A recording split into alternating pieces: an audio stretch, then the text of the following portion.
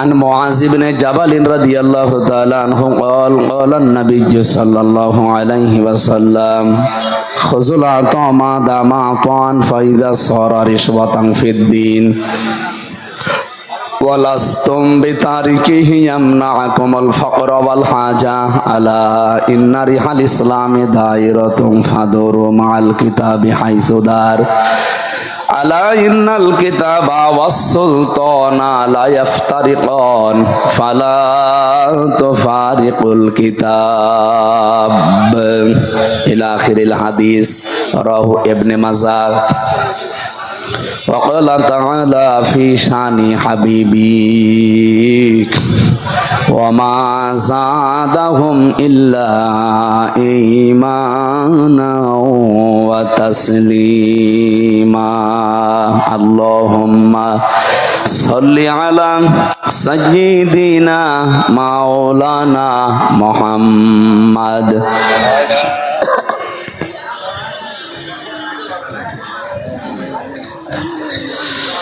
সুন্নাত নয় শুধু দাওয়াতের মেহমান, সুন্নাত নয় শুধু খাওয়া শেষে মধুপান, আরো কিছু সুন্নাত আছে তুমি জানো কি?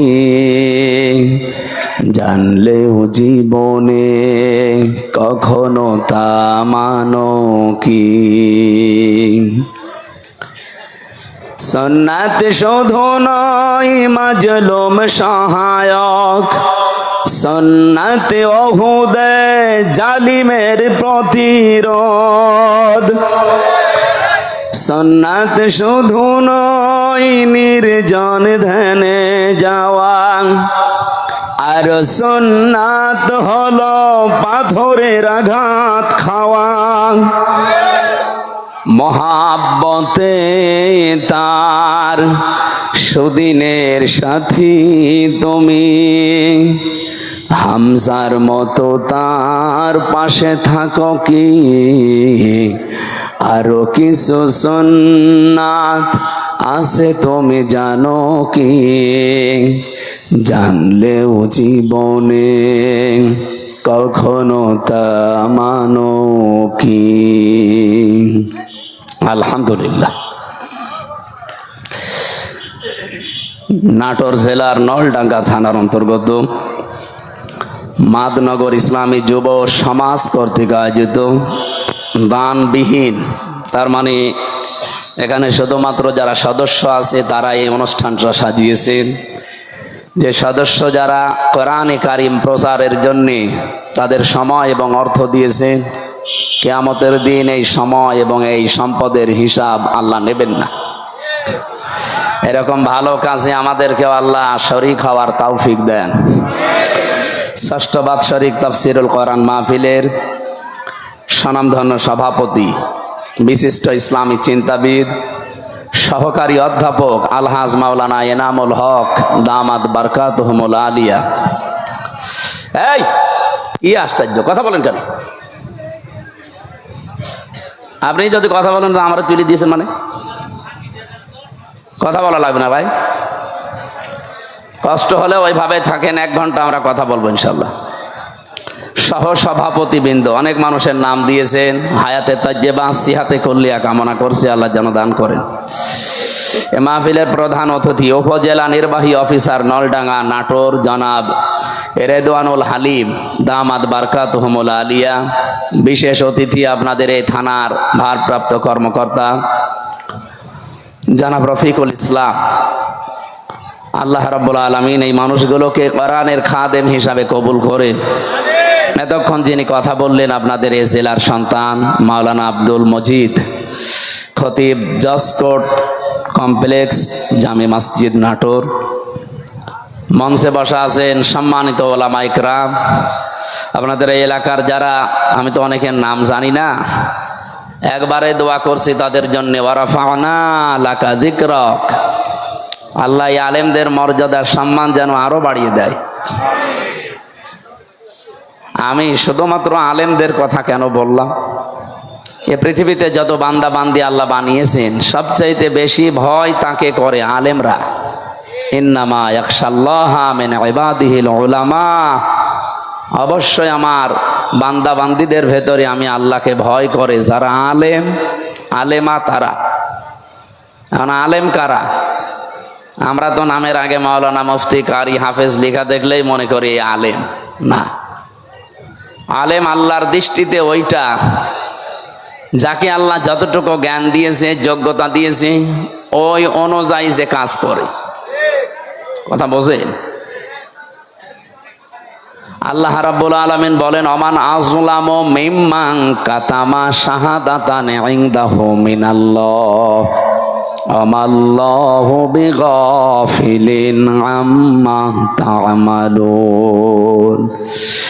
সূরা বাকারার 140 নম্বর আয়াতের শেষের দিকে আছে, আমরা যাদেরকে আলেম মনে করি, বিশাল জব্বা গায়ে আছে, লম্বা চওড়া, বড় বড় দাড়ি, হাতে তসবিহ, দুনিয়ার কোনো খেয়াল নেই।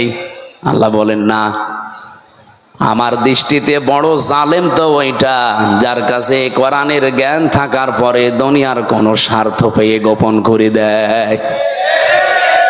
এরকম আলেম এ দেশে 54 বছরে ছিল না? এখন নেই? আগে আরো বেশি ছিল, এখন একটু কমেছে, তারপরও কম না, এখনো অনেকে আছে। ওদেরকে বাতিল ছাড়া তারা টাকা পয়সা দিয়ে এদেশে যেন ইসলাম কায়েম হতে না পারে সেই জন্য তাদের ব্যবহার করছে। ঘোষক বলছিলেন কি জানো, যে এমন ওয়াজ করেন যেন এই এলাকায় সাদাবাজি না হয়, এলাকায় মানুষ খুন না হয়। তা আমরা তো ওইটাই চাই, ওইটা যেন আসতে না পারে।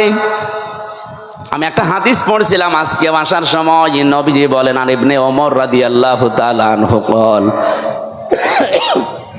قال النبي صلى الله عليه وسلم فاتبعوا الصراط الأعظم। তোমাদের ভেতরে যাদের দ্বারা ইসলাম কায়েম করা খুব দ্রুত সম্ভব বলে মনে হয় তোমাদের, তোমরা তাদেরকে অনুসরণ করবা, সাহায্য করবা, পেছনে থাকবা। আপনি সব বাদ দিয়ে নিরপেক্ষ দৃষ্টি দিয়ে বলেন তো, বাংলাদেশে এখন ৭৩টার উপরে দল আছে। আমি যতটুকু অ্যানালাইসিস করেছি এই দেশ নিয়ে, যতটুকু দেখলাম, বাংলাদেশে ইউনিয়ন পরিষদ থেকে শুরু করে আন্তর্জাতিক পরিমণ্ডল পর্যন্ত সুচারুরূপে দুর্নীতি ছাড়া বাস্তবতার সাথে আল্লাহর বিধান দিয়ে চালানোর ক্ষমতা এখন এই দেশে জামাত ইসলামীর আছে। যদি অন্য কোন দলের থাকে আপনি নাম বলেন, আমি তার ওয়াজ করব, বলেন। হ্যাঁ, ইসলামপন্থী দল এখনো প্রায় আছে 39টা। একটাকেও দিলে তারা সংসদ থেকে শুরু করে আপনি এই ইউনিয়ন পর্যন্ত পুরাটা, এমনকি আন্তর্জাতিক পরিমণ্ডলে যে ব্যবস্থাগুলো আছে চালানোর সক্ষমতা এখনো হয়ে ওঠেনি। কিন্তু জামাত ইসলামী বাংলাদেশে এভাবে লোক তৈরি করা আছে।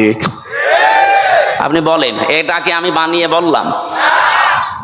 তাহলে হাদিস ছিল ফাত্তাবিউস সিরাতাল আযম, অনুসরণ করবা তাদের যাদের দ্বারা ইসলাম কায়েম করা দ্রুত সম্ভব। তা আমি তো হাদিসের বাংলা বললাম, খালি নামটা চলে এসেছে জামাত ইসলামী। অন্যটা যদি আমি পেতাম তাহলে তাদের নাম বলতাম। আমি তো মিলিয়ে দেখছি যে না, কেউ সম্ভব না। হয়তো ইউনিয়ন পারবে, উপজেলা পারবে, পৌরসভা পারবে, হয়তো সংসদ ভবনও পারবে। আন্তর্জাতিক পরিমণ্ডলে যে বিষয়গুলো আছে এগুলো ক্যাপচার করার জন্য যোগ্যতা লাগে। বিদেশে একজন মেহমান এসেছে, আপনার সাথে অর্থনীতি নিয়ে আলোচনা করবে। আপনাকে অর্থনীতি পুরাটা তাকে ইসলাম দিয়ে সুদ ভিত্তিক অর্থনীতি, ওটা ভেঙ্গে চোরমার করে এটাকে বিজয় করা লাগবে। সে তো আপনাকে আসবে বড় বড় জায়গা থেকে এসে এমন এমন যুক্তি দেবে, আপনি তার ভাষাও বোঝেন না, তার যুক্তিও বোঝেন না। আপনি শুধু নিজের দেশ নিয়ে চলতে পারবেন। এতটুকু একটা দেশে প্রায় 18 কোটির উপরে আমরা মানুষ বাস করি। আমি বিশ্বের এমনও দেশে গেছি, এই দেশের তুলনায় ওই দেশটা কমপক্ষে 7 ডবল বড়, অথচ মানুষ মাত্র 1 কোটি। বলেন তো, এর চাইতে 7 ডবল বড় এত বিশাল দেশ, মানুষ মাত্র 1 কোটি। তাও বাংলাদেশের মানুষই সেখানে আছে 40 লাখ। আর ওই দেশের মানুষ এবং বিভিন্ন জায়গা থেকে এসে হয়েছে 60 লাখ। অথচ দেশটা এই দেশের তুলনায় 7 ডবল বড়। আমি যখন জার্নি করতাম এই দেশটা, আমি পুরা এলাকা ঘুরে দেখলাম 1150 কিলোমিটার হয় টেকনাফ থেকে তেতুলিয়া। অথচ আমি ওই দেশে, এই প্রদেশ থেকে ওই প্রদেশে প্রায় 2200-3000 কিলোমিটার প্রতিদিন রান করেছি। এত বড় বিশাল দেশ, মানুষের সংখ্যা মাত্র 1 কোটি। তারা যদি মনে করে না বিশ্বের কোন জায়গায় আমাদের ধর্ণা দেওয়ার দরকার নেই, আমরা নিজেরাই উৎপাদন করি, নিজেরা স্বয়ং সম্পন্ন আমরা থাকবো, পারবে তারা? তা আপনি পারবেন না। আপনাকে বিভিন্ন দেশ থেকে খাবার নিয়ে আসা লাগবে, রসদ জোগানো লাগবে। আন্তর্জাতিক পরিমণ্ডলে যে ব্যবসা বাণিজ্য গুলো আছে, রেমিটেন্স যোদ্ধা যারা আছে, ওরা যদি সব বন্ধ করে বলে যা তোর দেশে ফেরত যা, আপনি ভিক্ষা করে খাবেন। রোহিঙ্গারা তো আছে, যাই হোক আপনি রোহিঙ্গার বাবা হয়ে যাবেন। এই জন্য বাস্তবতার দিকে তাকিয়ে বলছি ভাই, আমরা যা দেখতে পাচ্ছি এই হাদিসের আলোকে, ইউনিয়ন পরিষদের মেম্বার থেকে শুরু করে আন্তর্জাতিক পরিমণ্ডল পর্যন্ত সব জায়গায় সততা এবং যোগ্যতা এবং দুর্নীতি মুক্ত ভাবে এরা যে চালাতে পারে তার প্রমাণে 1 বছর 1 মাস। 1 বছর 1 মাসে এদের ভেতরে একটা চাঁদাবাজি মানুষ পাওয়া যায়নি। ডাইলখোর নেই, মদখোর নেই, এমনকি বিড়িখোরও নেই। আপনি বলেন, যদি ধরিয়ে দেন তো বলেন যে অমুক বিড়ি খায়। হ্যাঁ, যদি কয়েকটা খায়ও মনে করবো কেবল নতুন এসেছে। গত পরশুদিন জমান নামাজ পড়ে বের হলাম, 18 জন এসে আমারে বলছে হুজুর আমরা এতদিন মানুষের তৈরি করা আইনের পক্ষে ছিলাম, এখন আর নেই, এখন আমরা দিন কায়েম করতে চাই। এই পদ্ধতি যেহেতু বাংলাদেশ জামাত ইসলামী এখন এগিয়ে আছে, সুতরাং আপনি আমাদেরকে এই দলে নেন। আমি বললাম কালেমা পড়ানো লাগবে? বলছে না, কালেমা আমরা জানি, কিন্তু এতদিন ভুল পথে ছিলাম। আমি জোয়ার যা দেখছি, সারা দেশে যে জোয়ার উঠেছে, সূরা নসরের আয়াতগুলো মনে হচ্ছে আল্লাহ এই মাত্র বাংলাদেশে আবার নাজিল করলো। বিশেষ করে ডাকসু আর জাকসুর পরে অনেকে এখনো চাপাবাজি করছে, যা ডাকসু জাকসু কি হয়, কি হয় মানে আপনার এত ভয় কেন? কোরআনে কারিমে আল্লাহ জানিয়েছিলেন, কোরআনের কথা তো আর মিথ্যা হওয়া সম্ভব না। ইযা জা নাসরুল্লাহি ওয়াল ফাত, যখন আসবে আল্লাহর সাহায্য তখন আপনি বিজয় দেখতে পাবেন। আর বিজয়ের সূচনা কি, নমুনা কি, সিমটাম কি, চিহ্ন কি, এগুলো আল্লাহ একটা একটা করে দিচ্ছেন। ওয়ারাআইতান নাসা ইয়াদখুলুনা ফি দীনিল্লাহি আফওয়াজা, আপনি হে নবী আপনি দেখতে পাবেন দলে দলে পালে পালে মানুষ ইসলামে প্রবেশ করছে। ইসলাম মানে জামাত ইসলামী না, ইসলাম মানে যারা দিন কায়েম করতে চায় জমিনে, এটাই আসল ইসলাম। এদেশে বহু ইসলাম আসে, তারা দিন কায়েম করতে চায় না, তারা আরো বিরোধিতা করে। এই কথা বলে না কেন? এই জন্য অনেক আলেম লেগে গেছে ইসলামী আন্দোলনের বিরুদ্ধে। একামতে দিন যারা কায়েম করতে চায় তাদের বিরুদ্ধে ফতোয়াবাজি পর্যন্ত অনেক নাম করা আলেম করছে। আমার নাম ধরা লাগবে? এগুলো তাদের মুখের কথা না, ওদেরকে বলানো হচ্ছে। আপনি দেখেছেন এই দেশের একজন নাম করা পীর, সে পর্যন্ত স্ট্যাটাস দিয়েছে যে এতদিন আমরা জামাত ইসলামীর বিরোধিতা করতাম, আওয়ামী লীগের পামে পড়ি। ও সব বলে ফেলিস যে ওদের ধোঁকাবাজিতে, ওদের প্রতারণায়, ওদের কথা মতে বিরোধিতা করতাম। এখন দেখছি এই দেশে ইসলাম ইউনিয়ন থেকে সংসদ পর্যন্ত পূর্ণাঙ্গ ভাবে চালানোর সব জায়গায় লোক আছে জামাত ইসলামের। অন্য কাউকে দিলে তারা পারবে না, অন্য কোন হুজুর পার্টিকে দিলে তো পারবেই না। এমনকি জেনারেলকে দিলে আপনি দেখবেন বাবা শাহজালাল সব হালাল হয়ে গেছে। আমরা কি ওই দৃশ্য আর দেখতে চাই না? চ্যাম্পিয়ন হয়েছে পরপর কয়েকবার, এবার এই দেশ চ্যাম্পিয়ন হবে ইসলাম দিয়ে ইনশাআল্লাহ। এই জন্য আমি নাম নিলাম না, কারণ আলেমদের একটা মর্যাদা আছে। এরা যদি ফিরে আসতে চায় তাহলে এরা আল্লাহর দরবারে আলেম, আর যদি এই অবস্থায় থাকে এদের মরণ হবে বালাম বিন বাউরার মতো। আলেমদের মর্যাদা এত বেশি পড়েছি আমি হাদিসে, বিশ্বনবী জানিয়েছেন কিয়ামতের দিন।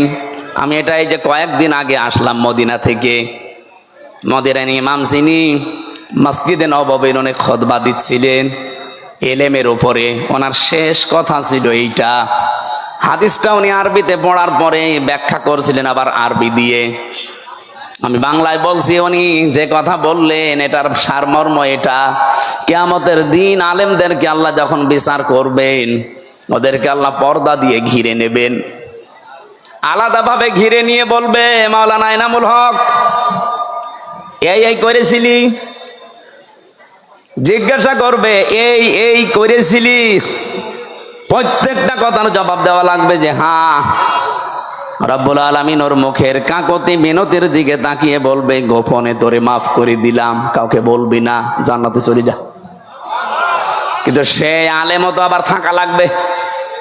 আপনি যদি কোরআনের কোন বক্তব্য জানার পরেও দুনিয়ার কোন স্বার্থ পেয়ে সিদ্ধি পেয়ে যদি গোপন করে রাখেন, আপনি আল্লাহর দরবার আর আলেম নেই, আপনি পুরা জালেম হয়ে গেছেন।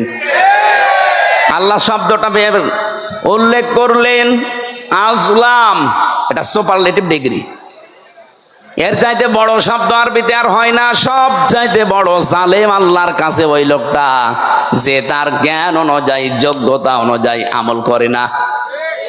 এই জন্য যারা এখানে বসে আছে আলেম নাম নিয়ে, তাদের মর্যাদা আর সম্মান এমনি কামনা করি নাই। রব্বুল আলামিন যেন কিয়ামতের দিন ওই হাদিসের আলোকে আমাদেরকেও তার ভেতরে শামিল করে মাফ করে দেন। সামনে বসা মুসলমান ভাইরা, পর্দার আড়ালের সম্মানিতা মা এবং বোনেরা, প্রাণ প্রিয় নাটোরবাসী, আমার বাড়ি তো খুব বেশি দূরে না, কুষ্টিয়া। আমি কুষ্টিয়া থেকে অন্তত 100-150 কিলোমিটারের ভেতরে যদি আসি, আমার মনে হয় যে আমি বাড়ি বসে আছি। এর চাইতে একটু দূরে গেলে মনে হয় যে পাশের গ্রামে গেলাম।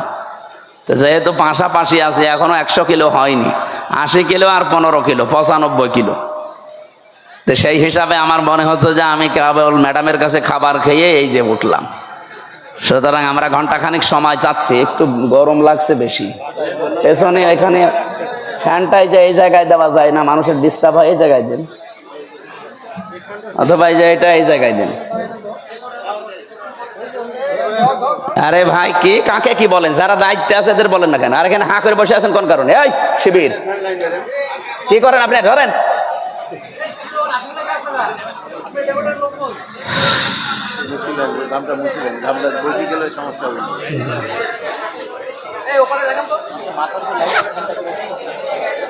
হ্যাঁ দেন, এটা দেন, এই ফ্যানটা দেন, এই ফ্যানটা দেন।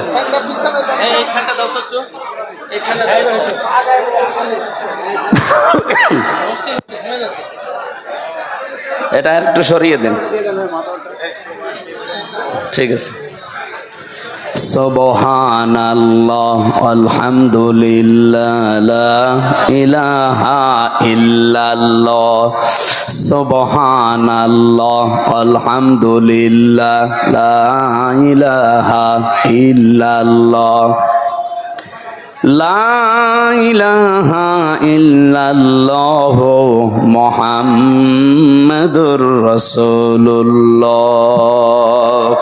ঠিক আছে, আওয়াজ বন্ধ করেন। হ্যাঁ বসেন, এবার বসেন। আমার ভাইরা, কোরআনে কারিম থেকে আমি যতটুকু বাস্তবতা বুঝেছি, আমার বয়স কম হতে পারে আপনার তুলনায়, কিন্তু বিশ্ব দেখা আপনার তুলনায় অনেক এগিয়েছে আল্লাহ আমাকে। আমি দেখেছি এই পৃথিবীর ময়দানে কাউকে যদি আল্লাহ দিন কায়েমের জন্য কবুল করেন, তাকে আল্লাহ কয়েকটা জিনিস আগে দিয়ে দেন। সূরা শূরার 13 নম্বর আয়াতে এটা আপনি পাবেন, শেষের দিকে আছে, আল্লাহু ইয়াজতাবি ইলাইহি মাইয়াশা ওয়া ইয়াহদি ইলাইহি মাইয়ুনিব। রব্বুল আলামিন বলেন, আমি আল্লাহ যাকে এজেতেবা করি, পছন্দ করি, মনোনীত করি, নির্বাচিত করি, যাকে আমার ভালো লাগে, এই মানুষটাকে আমি দুনিয়াতে দিন কায়েমের জন্য নিয়োজিত করে দেই। ও পৃথিবী একদিকে দিয়ে দেবেন, দিন কায়েমের আন্দোলন ওর কাছে একদিকে আল্লাহ করে দেবে। আল্লাহ বলেন, আমি কেন করি জানো? ওয়াহদি ইলাইহি মাইয়ুনিব, যে লোকটা দুনিয়াতে মন থেকে আমি আল্লাহর দিনের দিকে সত্যিকার অর্থে ফিরে আসতে চাই, তাকে আল্লাহ এইভাবে নির্বাচিত করেন। আপনি আন্দাজে আসতে পারবেন না, আপনার মন আগে দিনের দিকে ফিরে আসা লাগবে ইখলাসের সাথে। সুতরাং এই দেশে যারা দিন কায়েমের জন্য চেষ্টা চালায়, আপনি বিশ্বাস করতে পারেন আল্লাহ আপনাকে সবার ভেতর থেকে বেছে নিয়েছেন, নির্বাচিত করেছেন, পছন্দ করেছেন, মনোনীত করে ফেলেছেন। এর আগের শব্দে আপনি তাকান, যারা মুখস্থ আছে আপনি দেখেন যে বাড়িতে সূরা শুরার 13 নম্বর আয়াতের শেষের আগে আছে, কাবুরং আলাল মুশরিকিনা মা তাদউহুম ইলাই। হে নবী, আপনি যেদিকে মানুষকে ডাকেন যে আসো আমরা সবাই আল্লাহর বিধান কায়েম করি, কারণ আপনাকে শুধু আমি না, পৃথিবীর যত নবী পাঠিয়েছি মাত্র 2 জন নবীকে বাদ দিয়ে প্রতিটা নবীর উপরে আমার আদেশ ছিল আন আকিমুদ্দিন ওয়ালা তাতাফাররাকু ফি, যে দিন কায়েম করো, আল্লাহর বিধান জমিনে কায়েম করো, এ বিষয়ে কোনো মত পার্থক্য করবা না। আজ যে আলেমরা এই দেশে টাকা খেয়ে দিন কায়েমের বিরুদ্ধে ফতোয়া দেন, আপনি মাজারের বিরুদ্ধে ফতোয়া দেন না, যেখানে প্রকাশ্য শিরক হয়, বেদাত হয়। ইসলাম যারা কায়েম করতে চান তাদের বিরুদ্ধে আপনি লাগেন। হ্যাঁ, তাদের পদ্ধতি ভুল হতে পারে, কিন্তু তারা তো দিন কায়েমের বাইরে মানুষের তৈরি করা আইন কায়েম করতে চায় না। আপনি যদি সাহায্য করতে না পারেন, মুখ বন্ধ করার দরকার ছিল আপনার। আর আপনি আরো মানুষের ভেতর বিভ্রান্ত ছড়ানোর জন্য আলেম নাম নিয়ে জালেমের মতো কাজ করছেন। রব্বুল আলামিন জানিয়েছেন, হে নবী, আপনাকে শুধু না, এর আগে বড় বড় নবীদের নাম আল্লাহ নিয়েছেন। হযরতে ঈসা, মুসা, নূহ, ইব্রাহিম, এত বড় বড় পাওয়ারফুল নবীর নাম নিয়ে বললেন আপনাকেও আদেশ দিলাম, তাদেরকেও দিয়েছিলাম যে দিন কায়েম করেন, আমার বিধান কায়েম করেন জমিনে আগে, আর এই বিষয়ে কোনো মত পার্থক্য, কোনো ফতোয়াবাজি করবেন না। হে নবী, আপনি যেদিকে মানুষকে ডাকতে চান, এই কথা শুনলে সব চাইতে মন খারাপ হবে, খারাপ লাগবে, রাগ করবে ওই মানুষগুলো যারা মুশরিক। বলে আমির হামজা মাটির নিচে ওয়াজ করেন, তো মাটির নিচে আপনি কেমন চলে গেছেন? আপনি তো উপরে আছেন, উপরে থাকতে হলে স্বস্তি, শান্তি, নিরাপত্তা নিয়ে কিভাবে থাকা লাগবে, তো ওইটা এখন তৈরি করা লাগবে না? ঘোষক তো ওইটাই বলছিল যে ওইটা বলেন, কি করে আমরা শান্তি, স্বস্তি, নিরাপত্তা নিয়ে থাকতে পারি। আজকে কষ্টে আমার গণসংযোগ ছিল, পথসভার শেষ কথা বলেছি, এবার যদি ইসলাম দেশে আসে, আল্লাহর কসম এই কুষ্টিয়ার ময়দান থেকে আগে দূর করা হবে চাঁদাবাজি। এই কুষ্টিয়ার বুকে চাঁদাও থাকবে না, বাজিও থাকবে না। আপনিও এই দেশের নাগরিক, আমিও এই দেশের নাগরিক, আপনাকে চাঁদা দেওয়া লাগবে মানে? আমি কি চাঁদের দেশ থেকে এসেছি? এটা সম্ভব, শুধুমাত্র ইসলামকে আপনি এনে দেন, 5 বছর লাগবে না। বাংলাদেশ থেকে 5 দিনে চাঁদাবাজি ঝাঁটিয়ে বিদায় করা হবে বঙ্গোপসাগর। কোনদিন তার মুখে আপনি চাঁদা এ শব্দও শুনবেন না, কারণ ঔষধ কি দেওয়া লাগে ওটা আমার জানা আছে। পৃথিবীতে যত বড় অপরাধ আল্লাহ তত বড় শাস্তি দিয়েছেন। দেখবেন জেনা করে যদি বিবাহিতা যারা, তাদেরকে পাথর মেরে মেরে ফেলা লাগবে। আপনি একটা করে দেখেন, এই নাটোরের পুরুষ যারা, তাদের স্বপ্ন দোষ বন্ধ হয়ে যাবে। জেনা করা, আপনার জিনিসপত্র হয়তো উঠবে না, কারণ দৃশ্য মনে হবে ওরে বাবা, পাথর মেরে জায়গায় মেরে ফেলছে। আপনি যেটা দিয়ে জেনা করবেন ওই জিনিস নষ্ট হয়ে যাবে। চুরি করলে হাত কেটে দাও, আপনি একটা করেন, দেখেন চুরি বন্ধ হয় কিনা। কারণ আল্লাহ পাক ভালো করে জানে যে ঔষধ দেওয়া লাগে কোন জায়গায়। যারা ডাকাতি করে, যারা সন্ত্রাসী করে, যারা চাঁদাবাজ, তাদেরকে বিপরীত দিক থেকে অঙ্গ প্রত্যঙ্গ কেটে দেওয়ার নিয়ম সূরা মায়েদায় আছে। একটা কেটে দেন, আপনাদের নাটোরের কেন্দ্রীয় মসজিদের সামনে অথবা জজ কোর্টের সামনে নিয়ে, এই নাটোরে আর কিয়ামতের আগে চাঁদাবাজি হবে না। এটা সম্ভব এবং আমরা পারবো ইনশাআল্লাহ, সামনে আসবে। সুতরাং এই আয়াত থেকে আমি যে থিওরিটা পেয়েছি, আল্লাহর বিধান কায়েমের কথা বললে যাদের মন খারাপ হয় তারা যেন বিশ্বাস করে তারা মুশরিক। আপনি হয়তো বলতে পারেন কি আমি নামাজ পড়ে আসলাম, আরে ভাই আপনি টের পাচ্ছেন না যে কোনো কায়দায় আপনার দ্বারা শিরিক হচ্ছে, প্রকাশ্যে হোক গোপনে হোক। আর যারা শিরিক করে তারা কি বলেন বলেন, এর চাই তার স্পষ্ট কি বলা যায়? অবশ্যই আপনার দ্বারা কোনো না কোনো ভাবে শিরিক হচ্ছে, নয়তো আল্লাহ বলতো না যে কাবুরা আলাল মুশরিকিন, যে মুশরিকদের কাছে খারাপ লাগবে। মা তাদউহুম ইলাই, আপনি যেদিকে মানুষকে ডাকছেন এই কথা শুনলে সবচাইতে বেশি খারাপ লাগবে, মন খারাপ হবে, রাগ করবে। এমন কি ওয়াইদা তুতলা আলাইহিম আয়াতুনা বাজ্জিনাতিন তারিফু ফি ওয়ুহিল্লাযিনা কাফারুল মুনকার। এটা সূরা হজের 58 কি সূরা হজের 70-72 নাম্বার আয়াতের ভেতরে আছে। রব্বুল আলামিন বলেন, হে নবী, যখন কোরআনের ব্যাখ্যাগুলো আপনি বিশ্লেষণগুলো তেলাওয়াত করে করে শোনাবেন, তখন দেখবেন যে মানুষগুলো বুঝে ফেলেছে যে কি বলতে চায়। আপনার প্রতি দেখবেন ওরা মাত্র শরবত নিয়ে মিষ্টি নিয়ে আসবে না, ওরা আপনাকে মনে হবে খেয়ে ফেলবে। আমার তো মনে হচ্ছে আয়াতটা বাংলাদেশে এখন মিলে যাচ্ছে।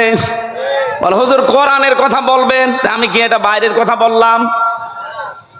কোরআনটা আমি আমার মন মতো গলা সুর দিয়ে আমি যখন তেলাওয়াত করি আপনার ভালো লাগে, ওইটা মাতৃভাষায় বলতে গেলে আপনার কাছে মনে হয় যে নিজের দিকে যাচ্ছে।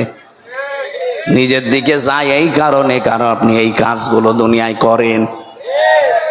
অনেক জেলায় যাওয়ার পরে আমার কানে কানে মুখ নিয়ে বলে, হুজুর আমার বিরুদ্ধে বলবেন না। তা আমি আপনার বিরুদ্ধে বলবো? আপনার আমি চিনি।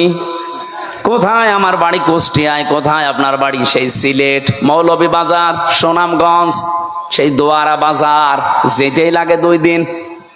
আমি আপনাকে জীবনে দেখিনি, চিনি না, আপনার বিরুদ্ধে বলবো কেন? বলছে না, আপনি যা বলেন আমি দেখি আমার বিরুদ্ধে যাই। তার মানে আপনি ওই কাজ করেছে। জেলে যাওয়ার আগে একবার গিয়েছিলাম খুলনা রূপসা থানা।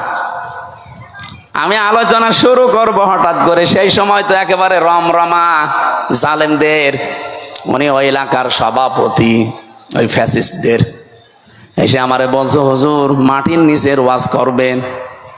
আমি না। ওপরের ওয়াজ করবেন? হ্যাঁ। ওপরের ওয়াজ যদি করেন, ওপরে আপনাকে আমি একটা সাবজেক্ট বলে দেই, পারিবারিক জীবন নিয়ে কথা বলবেন।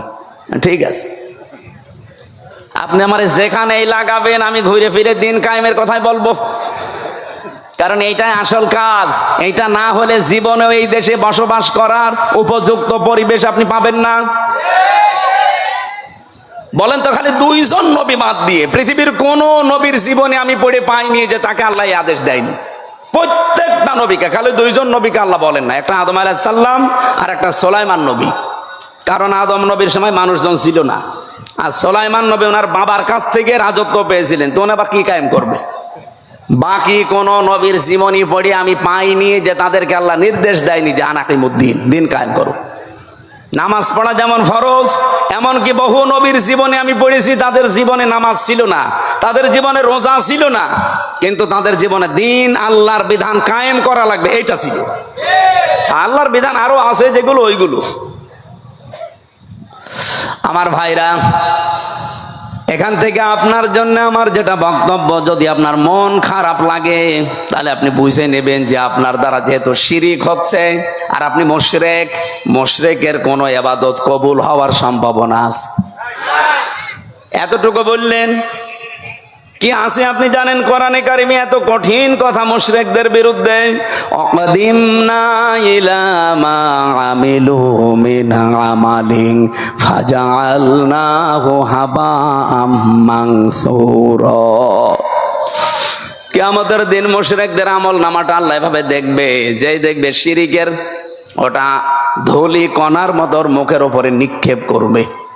আজ তো শুনতে খারাপ লাগছে, কিয়ামতে কোটি কোটি মানুষের সামনে যখন নিজের কাজ কারবার ধুলার মতো নিক্ষেপ হবে তখন টের পাবেন। সব চাইতে বড় আশ্চর্য কথা কোরআনে মুশরিকদের বিরুদ্ধে, ইন্নাহু মাইয়ুশরিক বিল্লাহ ফাকাদ হারামাল্লাহু আলাইহিল জান্নাহ ওয়া মাআওয়াহুন নার। রব্বুল আলামিন বলেন, আমি আল্লাহ নিজে হারাম করে দিয়েছি জান্নাতটা মুশরিকদের জন্য। অথচ বাংলাদেশে বহু মানুষ যে শিরিক করে ও জানেও না। এই জন্যই তো তাফসীর মাহফিলের আয়োজন করেছে। আমরা জেনে হোক না জেনে হোক শিরিক করে যদি মুশরিকি হয়ে যায়, তা কিসের ঈদগায় মাহফিল দিয়েছেন, কিসের মসজিদ বানাচ্ছেন? আশা করছে আপনার আজকে বিবেক খুলবে। আরে ভাই, আপনি আমল না করেন, ইমানটা নিয়েও যদি যেতে পারেন তাও তো জাহান্নামে যাওয়া লাগবে না। আর ইমানও আপনি এনেছেন, শিরিকও করছেন, আপনি জান্নাত আপনার জন্য হারাম। এতটুকু আল্লাহ যদি শেষ করে দিতেন আমি আয়াত বলতাম না, ও মাওয়াহুন নার, আল্লাহ তার আশ্রয়স্থল বানাবে জাহান্নাম। আমার তো আয়াত পড়ার পরেই বাংলাদেশের দিকে তাকিয়ে ভয় হয়, এদেশের বহু মানুষ অলরেডি শিরিক করে জাহান্নামী হয়ে গেছে। নাটোরবাসী বড় ভালোবাসি আপনাদের পাশের জেলা, খুব ভালো করে খেয়াল করে দেখেন শিরিক জীবনে হচ্ছে কিনা।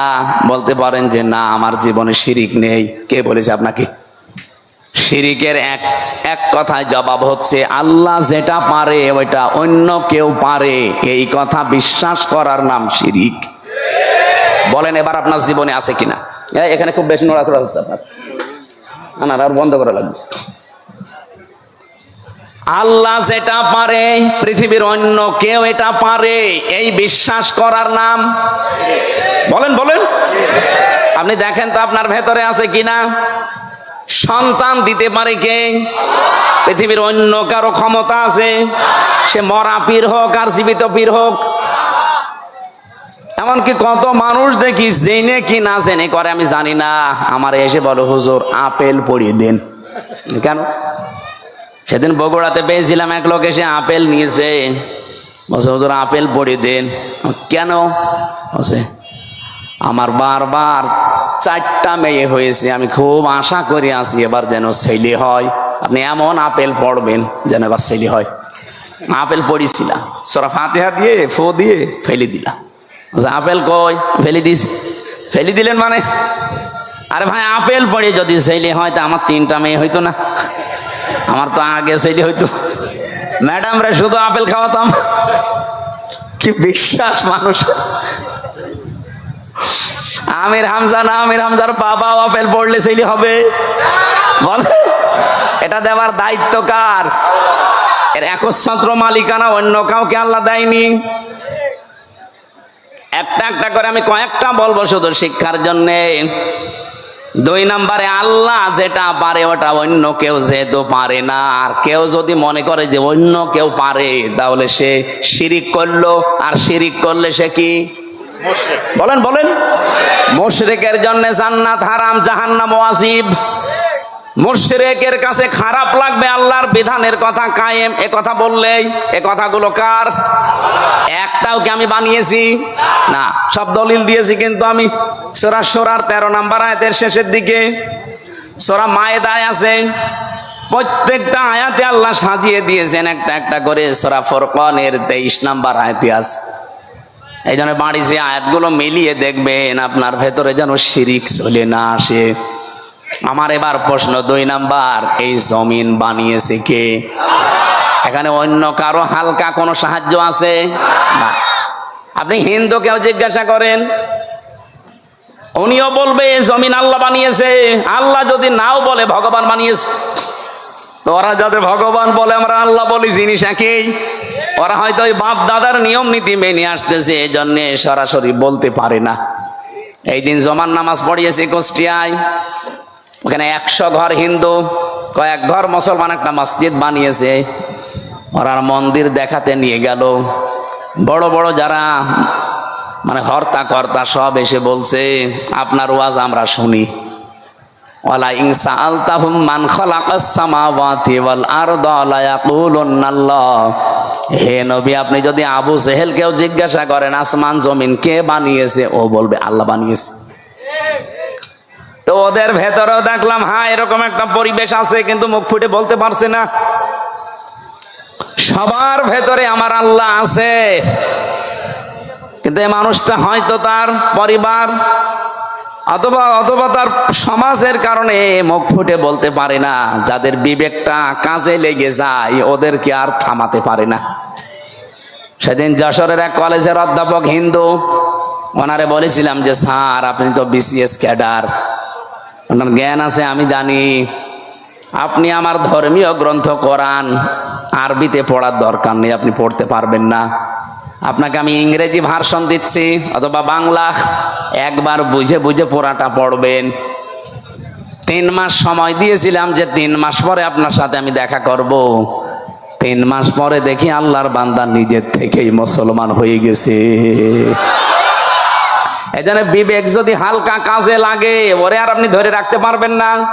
কারণ পৃথিবীর মানুষ সবাই জানে যে পৃথিবীর সব ধর্মগুলো ভুয়া ধর্ম, বানানো ধর্ম, শুধু ইসলাম আল্লাহ পাঠিয়েছেন।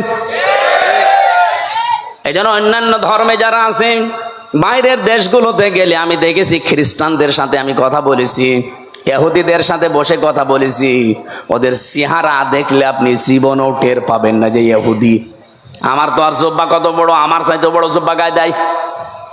আমার তো আর দাড়ি কয়টা, আবার দাঁড়িয়ে পর্যন্ত, মাথায় পাগড়ি বাঁধা, ওর স্ত্রীর সাথে আছে 5-6টা ছেলে মেয়ে, হাত মোজা পা মোজা পরা, দেখলে মনে হবে যে জিবরাইলের ছোট ভাই। নাম জিজ্ঞাসা করি যখন তখন টের পাই যেত ইহুদি। যেই বলি যে আপনার নবীর নাম কি, বলে জোসেফ। জোসেফ মানে মোসা। ইহুদি মোসা আলাইহিস সালামের অনুসারী দাবি করে। এই তখন বুঝি আরে তো মুসলমান না, জোসেফ বলছে মানে মোসা নবীকে মেনে চলে ওরা, যদিও মোসা কেউ মানে না। খ্রিস্টানদের সাথে দেখা হয়েছিল আমেরিকায়, জিজ্ঞাসা করলাম ভাই ইংরেজিতে হ্যালো ব্রাদার, ওনারে আমি যত ভালো প্রশ্ন করলাম একটা একটা করে। প্রথম প্রশ্ন ছিল যে আপনার হোয়াট ইজ ইউর নেম। ওনার নাম বলার পরে আমি টের পেয়েছি যে না এ মুসলমান না। কারণ ইহুদির নামের সিরিয়াল আমি জানি, খ্রিস্টানদের নামের সিরিয়াল আমি জানি, বৌদ্ধদের নামের সিরিয়াল আমি জানি। এর নাম শুনলেই বুঝি। যখন বলি যে আপনার নবীর নাম কি, হোয়াট ইজ ইউর প্রফেট, ও তখন বলছে আমার নবীর নাম হচ্ছে যিশু। যিশু মানে ঈসা। বলেন তো এই যে মানুষগুলোকে প্রথমে দেখলে আপনি জীবনও সাইন করতে পারবেন না। এত সুন্দর চেহারা, ধবধবে ফর্সা, দাড়ি মানে পাগড়ি এবং জব্বা গায়ে, বিশাল সাদা জব্বা গায়ে, স্ত্রীর সাথে আছে, একেবারে চোখও দেখা যায় না, হাত মোজা পা মোজা দেওয়া। বাস্তবতা যেটা আমি এখান থেকে নিয়ে আসতে পারি, ওই মানুষগুলো আজ মুশরিক, ওই মানুষগুলো আজ শিরিক করছে। শুধুমাত্র যদি বিবেকটা একটু কাজে লাগাতো এই পৃথিবীর কোন ধর্মে মানুষ থাকা সম্ভব না ইসলাম ছাড়া। খালি বিবেকটা মানুষ কাজে লাগায় না, এই জন্য বিভিন্ন ধর্মে প্রায় 4,500 ধর্ম এখন দুনিয়ায়। কত? 4,500। বাইরের দেশগুলোতে গেলে এগুলো আরো বেশি দেখা যায়। মালয়েশিয়াতে আমি যে বিশ্ববিদ্যালয়ে গিয়েছিলাম ওখানে 120টা দেশের ছেলে মেয়েরা পড়ে। আপনি চিন্তা করতে পারেন 120টা দেশের মানুষ ওখানে পড়ে, তাহলে এক একজনের ভাষা এক একটা, 120টা ভাষায় তারা কথা বলে আলাদা আলাদা, কিন্তু নিজেরা যখন কথা বলে আমাদের সাথে তখন ইংরেজিতে বলে। আমি মালয়েশিয়া ইন্টারন্যাশনাল ইসলামিক ইউনিভার্সিটি, যেটা এটা আমাদের কুষ্টিয়া ভার্সিটির চাইতেও প্রায় অন্তত 15-20 ডবল বড় হবে, এত বড় বিশাল এরিয়া। বাসে করে গাড়িতে করে যাওয়া লাগে এক ক্লাস থেকে আরেক ক্লাসে। আমি যাদের সাথে ঘুরছিলাম থাইল্যান্ডে বাড়ি কয়েকজনের, রাস্তায় ঘুরছি রাত তখন প্রায় বাজে রাত 2টা। হঠাৎ দেখে একটা মোবাইল পড়ে আছে, আমারে উনি ওনার ভাষা দিয়ে বলছে, আপনার বাড়ি তো বাংলাদেশে, এই মোবাইলটার পাশ দিয়ে যদি শুধু বাংলাদেশ আর ভারতের ছেলে মেয়েরা না যায়, তো কিয়ামত পর্যন্ত পড়িয়ে থাকবে, কেউ নেবে না। আমার কি সুনাম করলো না, বাস দিল।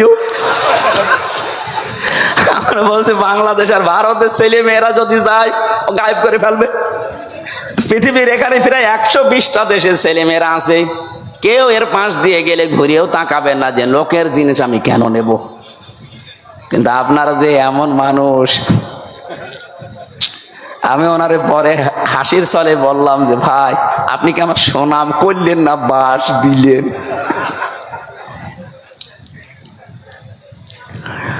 আমি যে কথা তুলেছিলাম, আজ বিবেকটা কাজে লাগিয়ে একটা বিসিএস ক্যাডার মাত্র 3 মাসের ভেতরে, উনি আরবিও পড়ে নাই, শুধু বাংলা আর ইংরেজি ভার্সন পড়ে অলরেডি মুসলমান হয়ে গেছে। আর আপনার কি হয়েছে? এবার আসেন, যারা বিশ্বাস করে যে জমিন আসমান আল্লাহ বানিয়েছে, আবু জেহেল যদি বিশ্বাস করে থাকে, না কিছু লাগবে না, একটু ভালো করে শোনেন তো। আপনি কোন দিকে তাকান? আপনি ওয়াজ দিয়েছেন, আপনি যদি না শোনেন, না আরো অ্যাক্টিভ হওয়া লাগবে। এভাবে ক্লাস করে মানুষ? আপনি কি পাস? হ্যাঁ, না আপনি তো মানে ক্লাস করতে হলে অ্যাক্টিভ হওয়া লাগে। এইভাবে ক্লাস করা যায়? এই যে স্যার বসে আছে, জিজ্ঞেস করেন তো, এইভাবে ক্লাস নয় মানুষ। আরো অ্যাক্টিভ হন ভাই। আমি যে কথা বলি ওখান থেকে দেখবেন একটা শিক্ষা বের হবে। আমি আন্দাজে কোনো কথা পাঁচাল পারি না, অবশ্যই এখানে একটা শিক্ষা আছে, নাই তো বলতাম না। কি আছে সেইটা বের করার জন্য এই যে আন্টি শান্টি করছি। রব্বুল আলামিন বলেন, যেহেতু আসমান আর জমিন আমি বানিয়েছি, আলাহুল খালাক ওয়াল আমরু তাবারাকাল্লাহু রব্বুল আলামিন। বানিয়েছেন যিনি, হুকুম চলবে তার, এ বিধান কার? তাহলে আপনার বিবেকের কি বলে যে জমিন আসমান আল্লাহ বানিয়েছে আর এখানে চলবে মানুষের তৈরি করা আইন? একটা কথা হইল। তাহলে আল্লাহ যেটা পারে ওইটা অন্য কেউ, তাহলে জমিন আল্লাহর বিধান চলবে, আল্লাহর এখানে অন্য কারো বিধান চলতে পারে না। যদি অন্য কারো আইন, অন্য কারো বিধান আপনি চালাতে চান, আপনি অবশ্যই শিরিক করছেন। আর শিরিক করলে লোকটা কি? এইরকম মুশরিকের কাছে আল্লাহর বিধানের কথা বললে মন পাওয়া যাবে? তার কি হবে? রাগ হবে, গা জ্বলবে, মারতে আসবে। তাহলে বাংলাদেশে এবার বলেন তো, 92% মুসলমান আমরা না 92% মুশরিক? আমাদের রাগ হয় কেন? দোষ তো আপনার না, আপনি শিরিক করে ফেলছেন। জমিন আল্লাহর, আপনি নিজে বলছেন এখানে আইন চলবে আল্লাহর, অথচ আপনি এমন এক দল করেন যে দল আল্লাহর আইন বিশ্বাস করে না। তাহলে আপনার শিরিক হচ্ছে না? আর এই কথাটা আমি একটু বাংলা ইংরেজি আরবি মিলে বলতে গেলে আপনার রাগ হয় না? এরপরও আমি জানি কিছু মানুষের মন ফিরবে না, কারণ ওদের আবু জেহেলের মতো খতম করে দেওয়া। খাতামাল্লাহু আলা কুলুবিহিম ওয়া আলা সামিইহিম ওয়া আলা আবসারিহিম গিশাওয়া ওয়া লাহুম আযাবুন আযীম। হে নবী, আমি ওদের অন্তরের উপরে মোহর লাগিয়ে দিয়েছি। আপনি যতই সুন্দর করে বলেন, নবীজি আবু জেহেলের কাছে 350 বারের উপরে দাওয়াত নিয়ে গেছে, এরপরও লোকটার মন তৈরি হয়নি। আমার মনে হয় 350 বার না, আমি তো আপনার কাছে এই 11.5 বছর তো আমি ময়দানে, 3 বছর না জেলে ছিলাম, বাকি সময় তো বহুবার আপনি আমার আলোচনা, আলেমদের আলোচনা শুনেছেন, এরপরও আপনার পরিবর্তন হয় না। আলেমরা কি কোনোদিন বলেছে এই জমিনে আমরা আমার বাবার আইন তৈরি করতে চাই? সবারই এক কথা সামারাইজ করে দেখবেন, সবাই বলতে চাই এই জমিনে আমরা আল্লাহর আইন চাই। এইটা শুনলে যদি কারো রাগ হয়, সে যেন বিশ্বাস করে তার দ্বারা কোনো না কোনো ভাবে শিরিক হচ্ছে, আর শিরিক হলে সে লোকটা মুশরিক, এই জন্য তার গা জ্বলে। এবার কার খারাপ লাগবে, এবার আপনি নিজে মিলিয়ে নেন, আপনি কি আসলে মুসলমান না মুশরিক? দরুদ আর সালাম পাঠ করার মাধ্যমে আমরা তেলাওয়াতকৃত আয়াত, যেটা আমি ছোট্ট ছোট্ট 2টা আয়াত পড়েছি, 6666টি আয়াত, এটা প্রসিদ্ধ, আর বিশুদ্ধ হচ্ছে 6236টা আয়াত। এর ভেতরে মাত্র 2টা আয়াত পড়েছি, আমি আগে পরও পড়তে পারতাম, এই দুইটা আয়াত থেকে কিছু কথা তাফসীর আকারে শোনাতে চান। আপনারা তাফসীর মাহফিল লিখেছেন, অথচ এখন চলছে নবীজির জন্মের মাস, সিরাত লিখে দিলে আমরা ওইভাবে সাজাতাম। যেহেতু তাফসীর লিখেছেন, আমরা তাফসীর আকারে কথা বলবো, শুনবেন তো নাকি? ইনশাআল্লাহ। লাগবে না, আমি আগে একটু তেলাওয়াত করে তাফসীরের যে মূল নীতি আছে 15টা একটা একটা করে বলবো, এরপরে আমরা ভেতরে যাব। আউযু বিল্লাহি মিনাশ শাইতানির রাজিম। তিলকা আয়াতুল কিতাবিল মুবিন। হ্যাঁ, এখান থেকে এবার একটা শিক্ষা বের হবে। রব্বুল আলামিন বলেন তিলকা, এই আয়াতুন, এটা বহু বচন। এই আয়াতগুলো যেগুলো এখন আপনাদের সামনে আমি বলবো, এই আয়াতগুলো হচ্ছে আল কিতাব। কিতাবের আগে আলিফ লাম আছে, এরপরে আছে মুবিন। আল্লাহ পাক বলেন এটা স্পষ্ট কিতাবের আয়াত। আমার প্রশ্ন হচ্ছে, কোরআন কি স্পষ্ট না অস্পষ্ট? না না, আপনার বলা ঠিক হয়নি। আপনি তো স্পষ্ট না কোরআন আপনার কাছে। এনামুল ভাই বললে বলতাম। আপনার এখন যদি আমি পেটে বোম মারি, তিলকা মানে কি বলতে পারবেন? আপনার কাছে স্পষ্ট হয় কি করে? তার মানে আমি ওই মানের লোক চাচ্ছিলাম। এখান থেকে ডানে বামে আলেমগুলো যদি বলতো স্পষ্ট, আমি কম প্রশ্ন করতাম না। যারা সবাই একবারে বললেন আমার কাছেও কোরআন স্পষ্ট না, আপনি মিথ্যা বলেছেন। কিতাব যদি আপনি স্পষ্ট করতে চান, কিতাবের কাছে আসা লাগবে। কথা বলেন না কেন? আপনি এই যে বয়সে আছেন, এই বয়সে এখন মাদ্রাসায় ভর্তি হয়ে সময় দিতে পারবেন? এই কথা বললেন না? আপনার বয়স এখন 50 বছর, আপনি এখন মাদ্রাসায় ভর্তি হয়ে সময় দিতে পারবেন? ওই 8 বছর 9 বছরে ভর্তি হয়ে যেভাবে পড়ছে, পারবেন না। কিন্তু আল্লাহর একটা বিশেষ অনুগ্রহ এই বাংলাদেশের উপরে। এই দেশে এখন এমন একটা মাদ্রাসা, এমন একটা বিশ্ববিদ্যালয় আছে যেখানে ভর্তি হয়ে গেলে আপনাকে কোরআন শিখাবেই। সেটা বাংলাদেশে জামাত ইসলামী। আপনি হয়ে দেখেন, 15টা পয়েন্ট পূরণ করা লাগে প্রতিদিন। এই লোকটা খুব শিক্ষিত না, আমি ওনাকে চিনি, ম্যাট্রিক পাসও করে নাই, কিন্তু এই জায়গায় আসার কারণে ওনাকে বিশ্ববিদ্যালয়ে ভর্তি হবার সিস্টেম করে দেওয়া হয়েছে। প্রতিদিন কোরআন শরীফ শুদ্ধ করে পড়া লাগবে। আবার কয় আয়াত পড়বেন বুঝে পড়েন না, আন্দাজে পড়েন, আবার লেখা লাগবে। 1 মাস পরে আবার দায়িত্বে যারা আছে তাদের দেখানো লাগবে। এর চাইতে বিশ্ববিদ্যালয় কোথায় পাবেন আপনি? আর আপনার যে বুড়ো বয়সে কোন ভার্সিটি আপনাকে নেবে? আসেন এই বিশ্ববিদ্যালয়ে, আপনাকে আলেম বানানো হবে। খুব বেশি দিন লাগবে না, মাত্র 6 মাস আপনি সময় দেন, আমি গ্যারান্টি দিচ্ছি আপনি এই দেশের বহু আলেমের চাইতে জ্ঞানী হয়ে যাবেন। আমার কথার অর্থ আপনি বুঝেছেন? আপনি স্পষ্ট হন কোরআনের কাছে এসে। বহু আলেম কোরআনের এই শব্দগুলো জানে না, কেন আলিফ লাম দেওয়া হয়েছে এটাও বলতে পারে না। আমার মনে হয় এখানে যদি 100 জন আলেম থাকে, 50 জন বলতে পারবেন যে আলিফ লামের নাম কি। আলিফ লাম 4 প্রকার।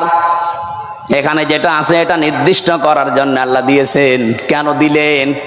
এই পৃথিবীতে কিতাব বলতে একটাই, কোরআন শরীফ। কোরআন বাদ দিয়ে পৃথিবীর যত বই আছে সব কোরআনের ব্যাখ্যা। যেভাবেই লেখেন না কেন ওটা কোরআনের ব্যাখ্যার ভেতরে পড়বে। আপনি যদি চাঁদ নিয়ে লেখেন, চাঁদের কথা কোরআনে নেই? বলেন বলেন। যদি এই জমিন নিয়ে লেখেন, জমিনের কথা কোরআনে নেই? যেটাই করবেন ওগুলো আসলে কিতাব না, ওগুলো কিতাবের ব্যাখ্যা। কিতাব কয়টা? আরো জোরে। কেমন কিতাব? স্পষ্ট। বলেন বলেন।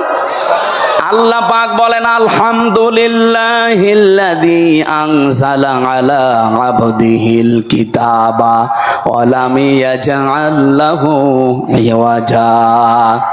প্রশংসা করা লাগবে আমার। কেন? আমি আমার বান্দাকে কিতাব দিয়েছি। কিতাব কেউ দিতে পারে না, আল্লাহ নিজে পাঠিয়েছেন এটা তার বান্দার কাছে।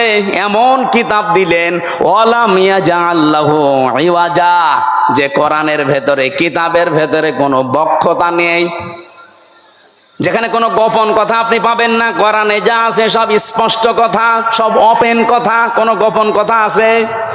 আরো জোরে বলেন।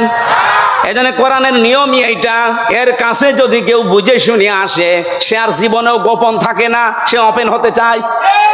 আর আমরা এমন কিতাবের আলেম, এত স্পষ্ট চলছে দুনিয়া এখন, এত সহজ হয়ে গেছে, এরপরেও বলে হুজুর আমি গোপনে আছি। কি কিতাব পড়ে আলেম হয়েছে যে এতদিনে গোপন থাকা লাগবে?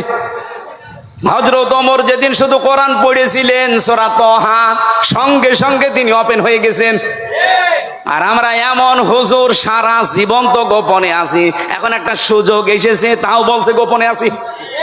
ও মনে হয় কিয়ামতেও গোপনে থাকবে। আরে ভাই, আপনার কাছে কি মনে হয় এই যে সুযোগটা আল্লাহ তৈরি করে দিয়েছে, দলে দলে মানুষ পালে পালে, আমি তো সারা বাংলাদেশের 630টা থানা ঘুরছি, সারা দেশ আমার এই হাতের ভেতরে, আমি তো দেখতে পাচ্ছি অবস্থা কি। জোয়ার যা উঠেছে, আমার বিশ্বাস ইসলাম এবার সংসদে যাবে। আপনি যতই ষড়যন্ত্র করেন জীবনও ঠেকাতে পারবেন না। বিভিন্ন ষড়যন্ত্রের কথা আসবে, কিন্তু এগুলো মোকাবেলা করার জন্য আমরা দায়িত্ব দিয়েছি একজনকে। কে? আল্লাহুম্মা ইন্না নাজআলুকা ফি নুহুরিহিম ওয়া নাউযু বিকা মিন শুরুরিহিম। আমার জেলখানার 3 বছরের তাহাজ্জুদের নামাজের দোয়া ছিল এটা, আল্লাহ ইসলামের বিরুদ্ধে, আমার বিরুদ্ধে এই দেশে যারা ষড়যন্ত্রে মেতে আছে, আমি তো পারলাম না, তোমাকে দায়িত্ব দিলাম এদের ষড়যন্ত্রের বিরুদ্ধে, তুমিই যথেষ্ট। আল্লাহ পারবে না ইনশাল্লাহ? উনি যে পারবে তার প্রমাণ জাহাঙ্গীরনগর, যেখানে টয়লেটের ভেতরে নামাজ পড়া লাগতো ইশারায়, সেখানে আজ আল্লাহু আকবার ধ্বনি উঠতেছে। সুবহানাল্লাহ বলতে পারেন না? সংসদেও ইনশাল্লাহ আল্লাহু আকবারের ধ্বনি এবার যাবে। এখনো যারা আলেম, যারা ইমাম, যারা খতিব, এরা যদি বলে যদি আমি ইসলামের পক্ষে কাজ করি আর ইসলাম যদি এবার না যায় তাহলে আমার ইমামতি থাকবে তো? আরে ভাই, আপনি ইমামতি নিয়ে আসেন, ইমামতি থাকবে না মানে? শুধু ইমামতি থাকবে না, ওই কমিটির উপরে আর নির্ভরও করা লাগবে না, ইসলাম গেলে আপনার বেতন দেওয়া হবে রাষ্ট্র থেকে। পশ্চিমবঙ্গে আমি বেশি থাকতাম আগে, কারণ এই সমস্ত জায়গায় তো আল্লাহর ওলিরা আসতে দিত না, তখন ওই জায়গায় থাকতাম পশ্চিমবঙ্গে। পুরা এলাকা আমি এই বাংলাদেশের মতো চষেছি, ওই পশ্চিমবঙ্গ পুরাটা মমতা ব্যানার্জির। ওই দেশের ইমামদের সাথে, খতিবদের সাথে মিলে দেখলাম আর একটা হিন্দু দেশ, অথচ ওখানে ইমাম, মুয়াজ্জিন, খাদেম আর খতিব 4 জনের বেতন দেওয়া হয় রাষ্ট্র থেকে। মমতা ব্যানার্জি একটা হিন্দু মহিলা, সে যদি বেতন দিতে পারে ইমামদের, খতিবদের, মুয়াজ্জিনদের, আর আমরা ইসলাম নিয়ে গেলে ইমাম, মুয়াজ্জিন, খাদেম, মাদ্রাসা, মসজিদ, আলেম ওলামার বেতন রাষ্ট্র থেকে দিতে পারবো না? শুধু যে টাকা পাচার হয়েছে ওইটা নিয়ে আসতে পারলে তো কিয়ামত পর্যন্ত বেতন দেওয়া যাবে। আপনি জানেন কত টাকা পাচার হয়েছে? এক দরবেশ 36,000 কোটি টাকা পাচার করিস। 36,000 কোটি। আমার মনে হয় আমার মতো হামজারে কিয়ামত পর্যন্ত গুনতে দিলে আমি গণিত শেষ করতে পারবো না। একজন দরবেশই যদি এই করে, তাহলে যারা ধরবেশ ওরা যে কি করেছে। সেদিন মনে হয় সিঙ্গাপুরে ছিলাম, যে হোটেলে উঠেছিলাম, না মালয়েশিয়া, 118 তলা হোটেল। আমি আর এক হোটেলে, আমি বললাম এত জায়গা এত দূরে আমার দেখেন না, আমার কাছে দিন। ওই হোটেলটাও 75 তলা। 75 তলার উপরে উঠে আমি জানালা খুলে দিয়েছি, আমার মনে হচ্ছে যে একটা জান্নাতের মতো বাতাস আসতেছে। ওখান থেকে বললাম একটু নিচে যেয়ে দেখি তো খাবার পাওয়া যায় কিনা। নিচে যেয়ে নামলাম, নেমে দেখি 2 জন বসে বসে, রাত 2টা বাজে চা খাচ্ছে। আমি চেহারা দেখে বুঝে ফেলেছি। আমি যে সালাম দিলাম, আসসালামু আলাইকুম, ও তো বলবে যে ওয়ালাইকুম আসসালাম না, বলছো হুজুর আমরা আগে পালিয়েছি। একটা সালামের জবাব হইল, আমি দিলাম আপনার সালাম আর আপনি বলছেন আমরা আগেই পালিয়েছি। কি বলেন আপনি? না, ওই 4 তারিখে দেখলাম যে ভালো না, চলে এসেছি। তাই আপনি এই হোটেলে আছেন, অথচ আপনার তো শুনেছি যে 620টা বাড়ি। কত? 620টা বাড়ি ওর।